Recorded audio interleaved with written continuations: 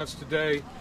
Yesterday, as you know, we received a ruling from Judge DiTullio that says the owner of 110, 118 cannot demolish those historic properties.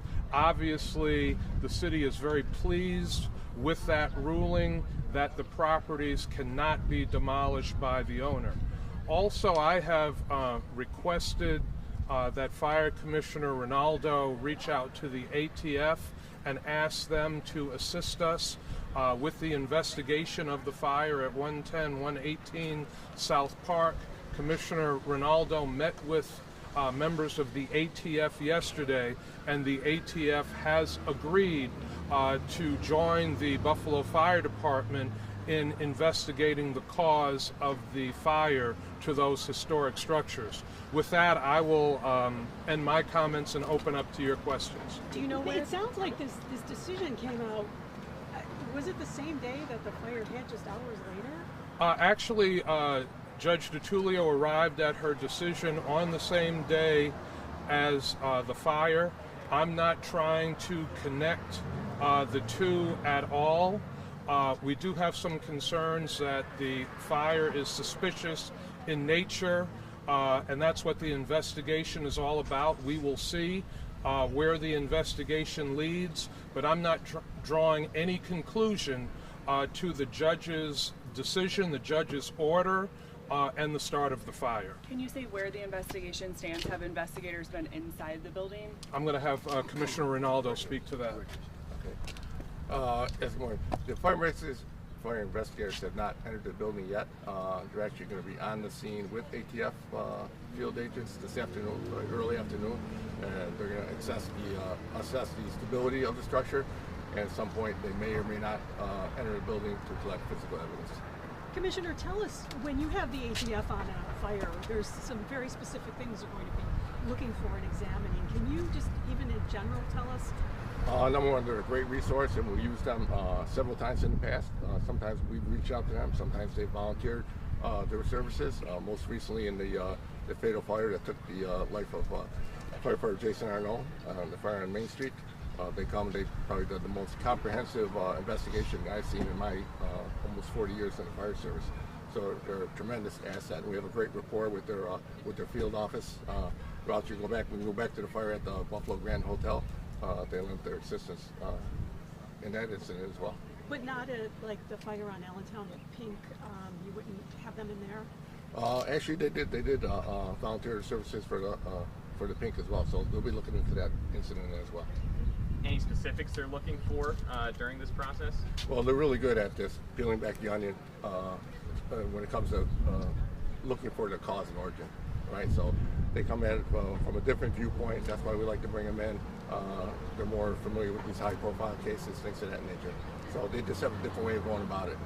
Like I said, they're an additional resource, and we're glad to have them aboard. Were they called this time because of the suspicious nature of it, or is this just a standard process to call them in anytime there's a big fire? No. Basically, both fires are of suspicious nature. I mean, none of these buildings, in the case of the Cobblestone, they didn't have any utilities, no gas, no electric going to the building. These buildings don't generally start themselves on fire, so it is suspicious in nature, and that's one of the reasons why we called them in. Is arson on the table? Once again, specifically the Cobblestone, arson is always on the table. Right now, both fires are ruled undetermined until we can come to some kind of conclusion. Usually, how long does it take? Is it pretty extensive investigations?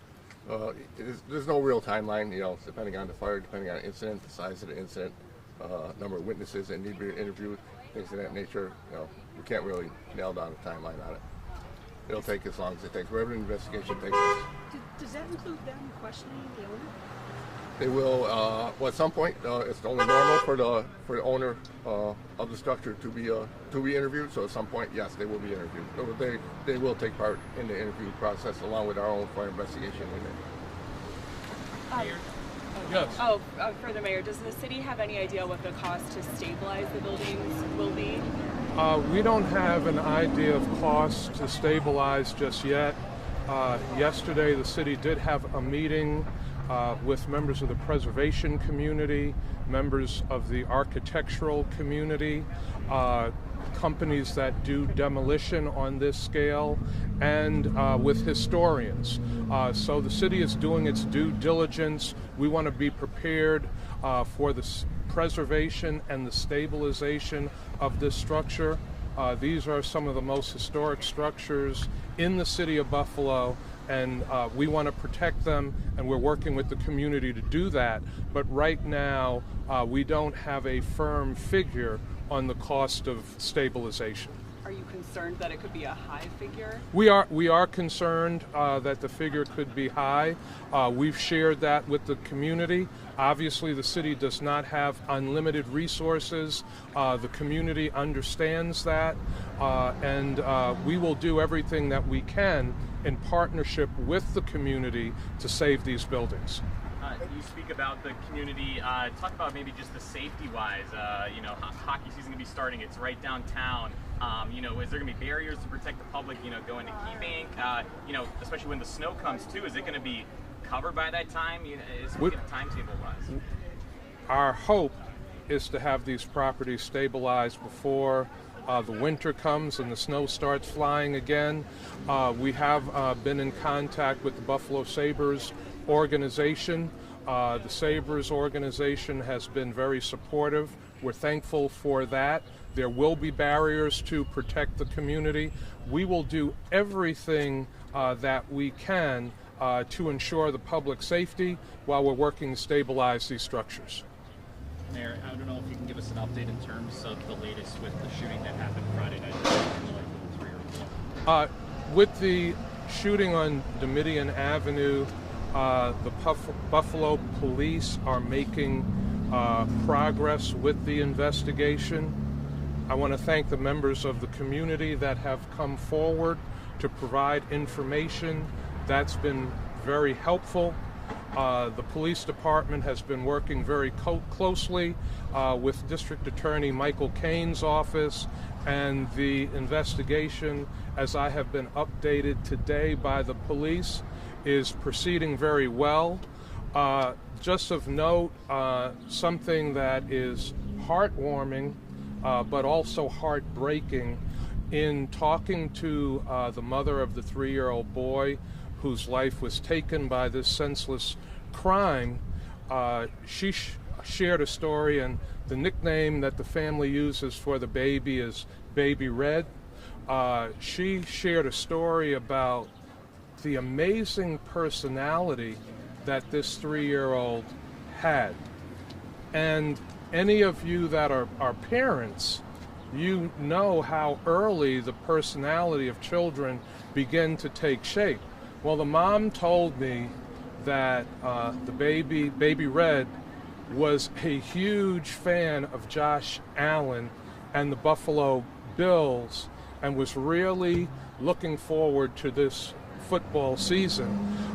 So it is super, super tragic that this 3-year-old isn't here just weeks before his 4th birthday. But as I and his mom are looking at it, the Buffalo Bills have another angel looking down on them for this football season. We good? Thank you. Thank you. Thank you, Commissioner. Thank you.